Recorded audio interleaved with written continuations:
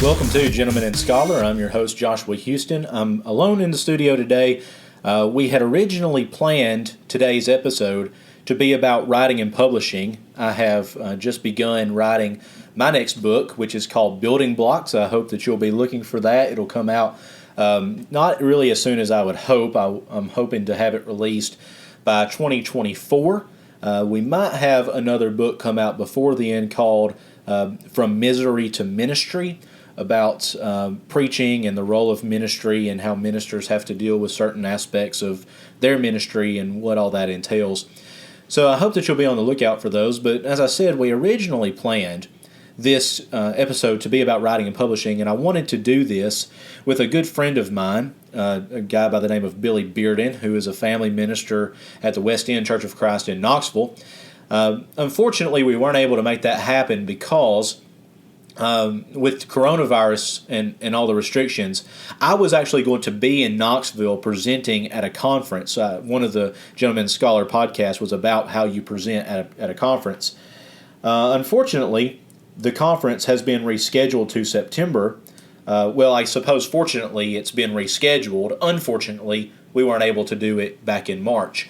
So while I was up there, I was going to get with Billy, and he and I were going to record this podcast together about writing and publishing. Billy has published a great book on Bible study. And Billy, if you're listening to this, man, I'm sorry I cannot recall the name of your book off the top of my head. I have it on my shelf, and I've used it several times. But if you go to Amazon and just type in Billy Bearden, or perhaps you have to type in Billy Raymond Bearden, it will come up under books. A chain Bible study, I think is what it's called, something along those lines. Billy, again, I'm sorry. But when we talk maybe in September about this, you can correct me on that, and you can plug your own book. So all that being said, we didn't get a chance to record about writing and publishing, and I don't want to talk about writing and publishing just by myself. I want to talk with someone who's gone through it and been through it before. So that leads us to our next topic, which I think originally was going to be, let me check my outline here. We were going to talk about dealing with skeptics. I think I'm going to save that, though, for another time. I have been very quiet about coronavirus. I haven't said anything about it. None of my sermons that I've done, we're having to do radio sermons or video sermons here at Salem Creek. None of the sermons that I've done have revolved around coronavirus. My wife is a nurse at the local hospital here. She is on the front lines of it. We talk about it daily because it impacts our lives in a different way than it does for a lot of people. But publicly, I haven't said anything about it. I think that needs to change today, where I want to talk about coronavirus and what it means for us who are in education, those of us who are teaching, and in ministry as we are doing sermons and Bible classes in different ways, what that means for us. So to begin, when all this first started, this was before we were even quarantined, I told my office staff, which would be myself, one of our deacons, a secretary, and another minister, that I wanted to run 2 experiments with this and how it was going to impact our church. The first experiment was I wanted to see if the ratio of attendees, if you will, on Sunday morning would be the same live as it is on YouTube. So here's what I mean by that. Sunday morning we have around 250 people at Salem Creek. Sunday night we have around 150, something like that.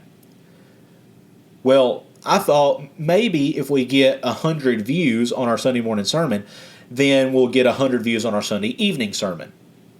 As a matter of fact, that's not the case. The ratio actually stayed the same. We get around 250 to 300 views on our Sunday morning sermons, and then our Sunday evening sermons get around 150, 140, something like that, which tells me that the ratio has stayed the same. So those people who are watching on Sunday mornings are not watching on Sunday nights.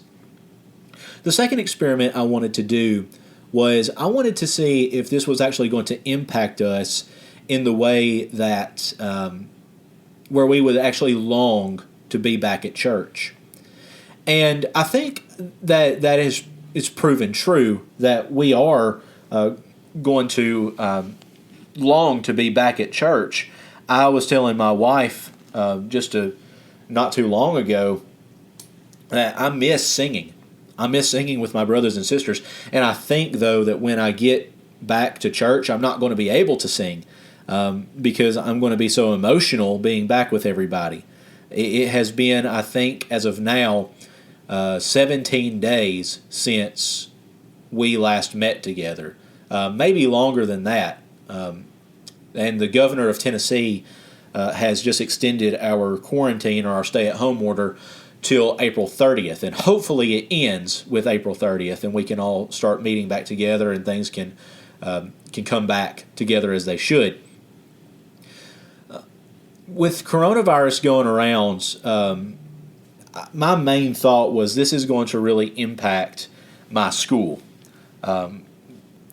because I know that the way I do school is online. I log into Blackboard and I do my work, and that's that.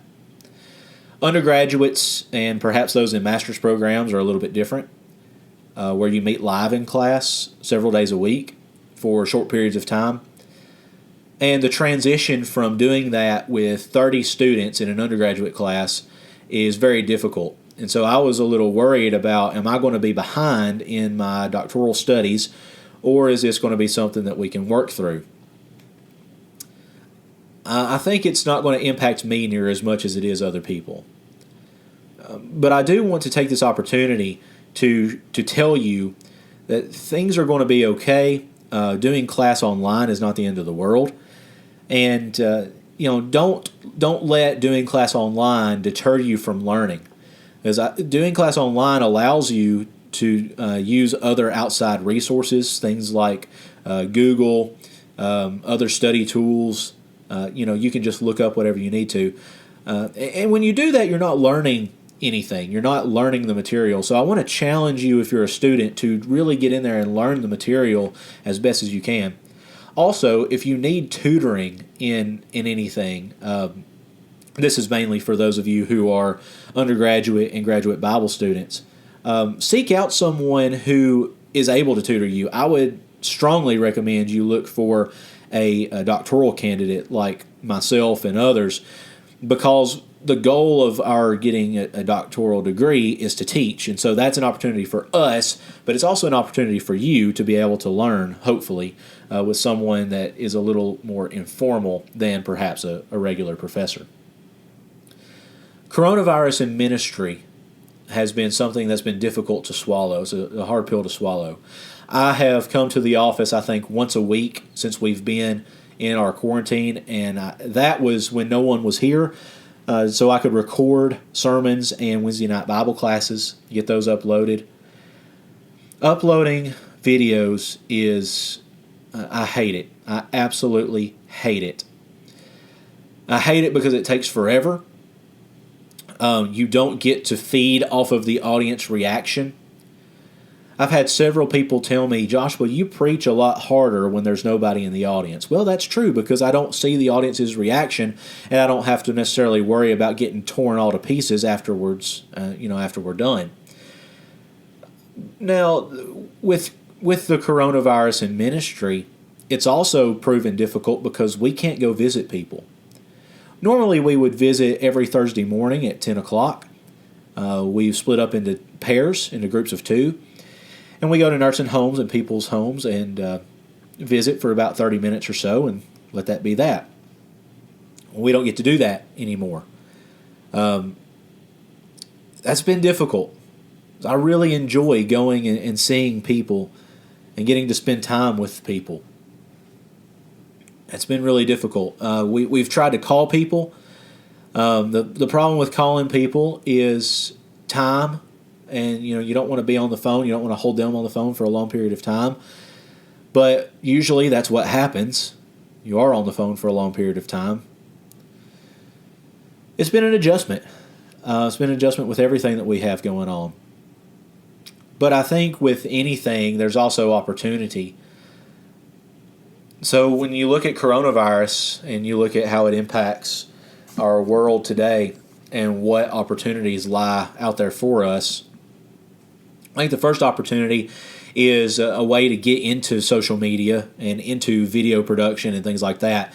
If you're not using technology to your advantage to spread the gospel, then you're sadly mistaken. Now, I don't want technology to come in place and replace meeting together. I don't think it should, and I don't think it will. But it's a tool that we can use to get out there and spread the good news of Jesus. So I think there's one opportunity for us. Another opportunity is to rekindle the flame. I have seen so many Christians here lately talk about how they have just longed to be back at church, how they miss everybody, how they miss worshiping together. We are worshiping, but we're not worshiping together, and there is such a huge difference in that. I think that there's going to be a spiritual awakening after the coronavirus. I also think that there's going to be a fire that's lit after all this is over. But the third experiment I want to run is to see, is this going to last? Is the fire that's lit going to last us a couple of months? Is it going to last a year? Is it going to be ongoing, or is it just going to be a couple of weeks? And I don't know the answer to that. Hold on just a second. I'm going to take a sip of coffee because my throat is kind of running dry.